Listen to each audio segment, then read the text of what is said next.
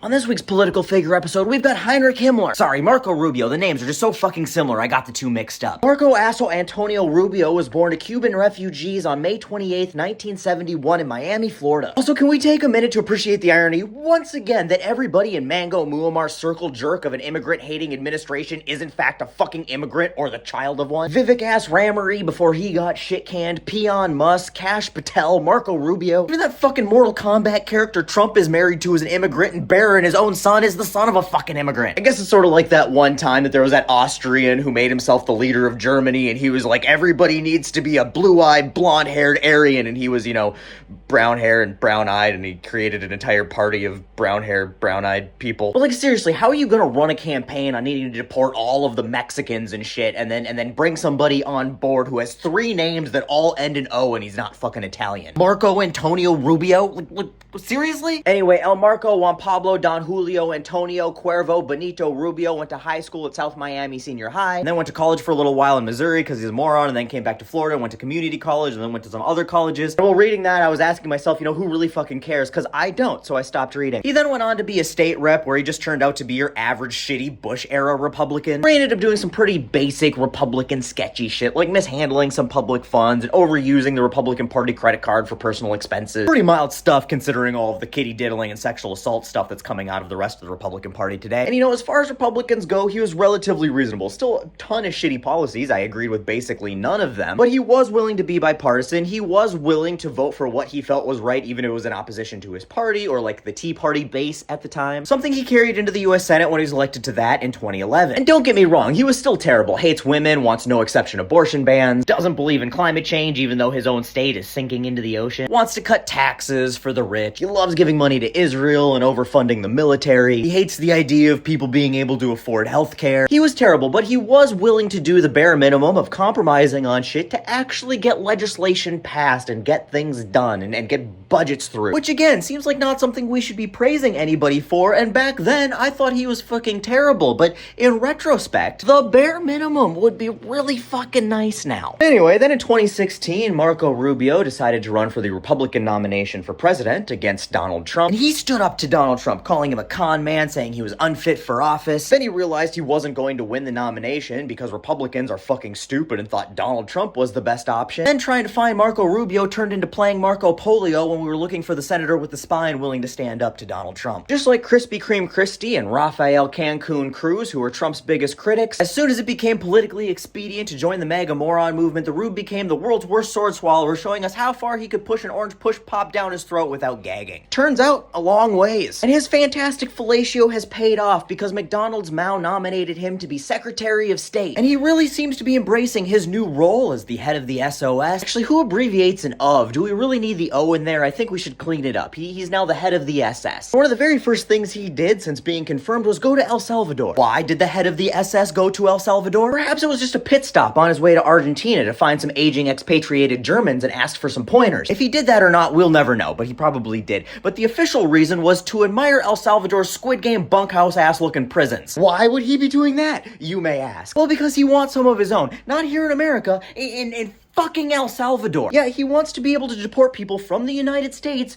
to El Salvador. And not just people from El Salvador, just fucking anybody. And the El Salvadorian president's like, fuck yeah, bro, let's do this. You want Mexican prisons? I got you. You want Guatemalan prisons? I got you. Hell, you want some American prisons for American citizens? I got you. Because let's be real, you know the El Salvadorian president, this motherfucker definitely talks like that. Yeah, and I did say American citizens. Did you think that I was being facetious? A little hyperbolic? I can forgive you for that. I do that sometimes. Not this fucking time. American citizens. Americans from America who live in America. He's like, yeah, you can arrest them and deport them here to El Salvador. Now, of course, this was just an offer from the El Salvadorian president, so did Marco Rubio respond like any red-blooded American patriot should and pistol whip the fuck out of him? No, Marco Rubio came back to the United States and was like, hey guys, I had this great meeting with this dude who says he will take anybody we want to send, including American citizens, to El Salvador and put him in prison. And I thought the Gitmo concentration camp shit was bad. I did not see this coming. This is treason level shit, guys. This is bust out the gallows and put them on the Washington Mall level level shit. You know, I got a question for like just a certain demographic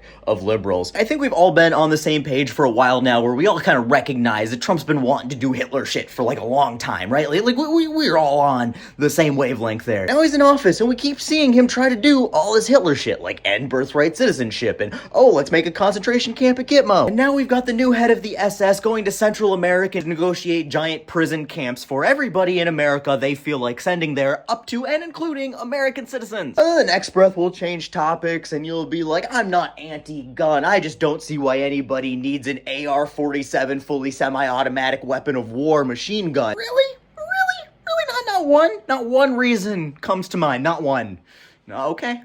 Sorry, just to clarify one more time, like, we all acknowledge and agree that there's, like, an active coup going on with Elon taking over the Treasury and now the VA and accessing all of our personal and financial information and firing federal employees left and right. Like, we all agree that there's an active coup happening right now, right before our eyes, that we've been warning people about for years. And also, not a single thing comes to mind as to why people should have access to anything more powerful than a wrist rocket. Cool, sound logic, just wanted to make sure. Anyway, yeah, that's Marco Rubio, and I'm sure we'll see many more great things from his fearless leadership going forward. I can't wait.